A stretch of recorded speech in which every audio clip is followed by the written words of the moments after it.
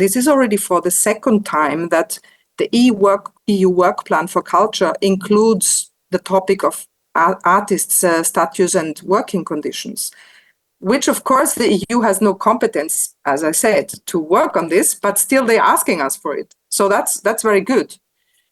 The funding programs, that is more straightforward. There, because you were talking in your introduction about setting the right framework, there it's a huge success in reality that EU funding for cultural and creative sectors has been increased by huge percentages. Not only Creative Europe program, but also Horizon. It's the research program. There are a lot of topics on culture, cultural heritage, creative industries. Digital Europe, also digitization is relevant. Invest EU, structural funds, the KIC, culture and creative communities. So there is a lot of EU funding available now for cultural and creative sectors and industries. So that's also due to your voice is all being loud and being heard. Plus, COVID, of course, added to it because people became, they understood that without culture, they cannot really survive also. So during COVID has become pretty obvious. So all of this make a strong case for what you are doing. Here, just wanted to say, if you want to look up how to find the right EU funding for culture, you can go to that website. So let's go to artists' working conditions. Now, as has been said by the person doing the introduction, culture and creative sectors, at EU level, they are represented by different networks like Culture Action Europe, who, for example, now they published yet a very new survey just last week about artists' working conditions EU-wide. Pearl, FIA, so you also have the social partners. I mean, I'm from Austria, you're from Finland, so yeah, social partners, we know that they can be very strong. So at EU level, we have also these social partner dialogues on performing arts, for example. That's also quite important. Then the council, meaning the ministers, as we said, in their work plans for culture and in different council working groups, they have also looked at artists' working conditions, continue to do so. Like in the introduction, it was said this Thursday is a huge presidency event on the topic.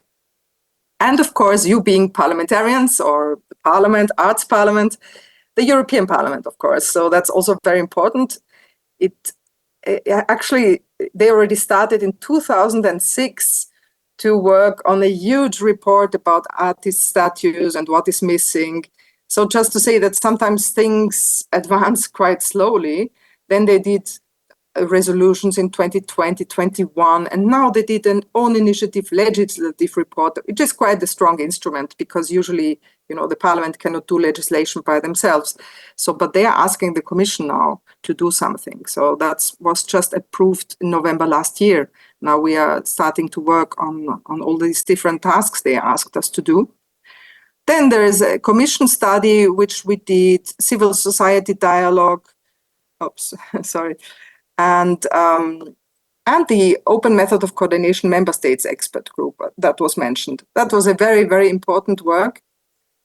It was important also because it was not only the ministries of culture, it was also together with the ministries of social affairs and employment of the 27 EU member states. All of them participated. And they looked at the different topics, artist status and social security, fair practice, skills, and also artistic freedom, which is actually can also be included in this topic. So look at their report. It's very interesting and gives also a lot of case studies. Something else which is happening in parallel, since the EU doesn't have competences on the social state, it's of course also very important what different countries do. So you mentioned some examples already, Estonia and Ireland you mentioned, but of course there are also other important work happening. For example, some countries are thinking about an artist statute, so meaning an own statute for artists. France and Belgium have had that for many, many years. You can look at their experience. It's also mentioned in this report. If you're interested in what are the benefits as opposed to what you have in Finland. Now, Spain and Portugal and also other countries have introduced from zero such artist status legislation. And Belgium has improved their own legislation because now they made it wider. They also include the technicians, the sound engineers. So they made their artist status wider. Then there is another approach. It's called fairness process. That's what has been done in Netherlands and in Austria. And also other countries now have started to become interested. And then, of course, some countries use the EU's Recovery and Resilience Facility, which was a lot of money during COVID times, and also other specific measures. And of course, the Irish Basic Income Scheme is, of course, very relevant. Now, where can you find that? Where can you compare things that has been done in different countries? So after this OMC group, somebody said, gosh, but how should we keep this information updated, all these things that countries are doing? So we created a platform on a website on the platform Creatives Unite. And there you can, for example, look in the different parts. For example, here I ticked status and social security. I chose randomly 3 countries, and there you can see what each country is doing. You can also select different topics and see what decrees and what's foreseen. Then you can also find interesting information about, for example, social security types, which countries cover what kind of social security type. Yeah, this platform is interesting also.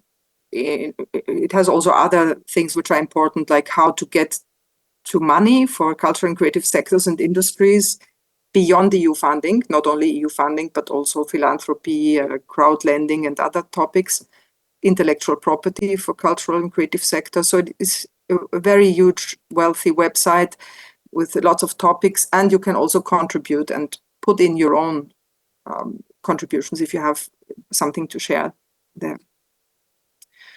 Well, yes, what are we doing now? What are the next steps?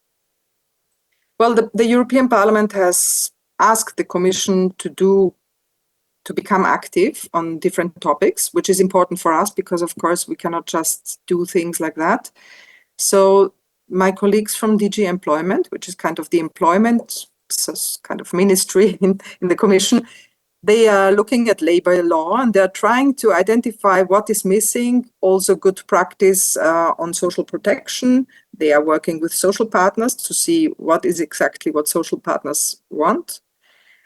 Then, like the workshop which is taking place this Thursday, it will be a yearly thematic workshop on artists' working conditions. So it's just a way to ensure that things are happening, so that from year to year, we can kind of see what has happened and what needs to happen and what has not happened and why. Then EU strategic framework for culture, that's kind of more, the strategic level, because in reality, the EU, we cannot legislate on social security, but what we can do is share experiences and also provide kind of frameworks. And that's actually already working. It has been quite surprising how member states, how countries like to copy from each other, but they can only copy from each other if somebody brings them together, actually. So that is very valuable processes. And that, of course, needs to continue. Then we promised the Parliament to continue working on this platform to expand information. But for that, of course, we'd also need, social partners or cultural sector people to give us some feedback of what is working, what still needs to be done in a better way.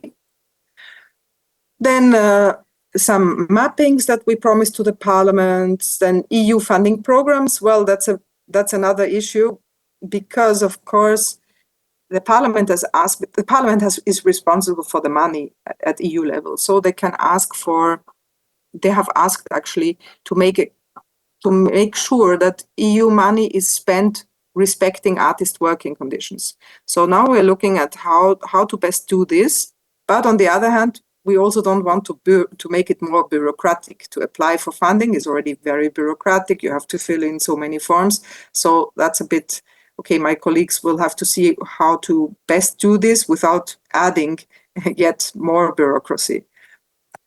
Yes, then there will be, of course, the copyright directive, the digital single market directive implementation. That's very important because it's not implemented everywhere in the same way and needs to respect fair working conditions also for the platform and the digital side. And yes, then we also said we would organize a high-level roundtable on artists' working conditions as soon as the new commission is in place, because, as was said in the introduction, very important, there is the elections for the new EU Parliament. Please vote. And then, as soon as the new EU Parliament is in place, a new EU Commission will be in place with a whole set of new commissioners.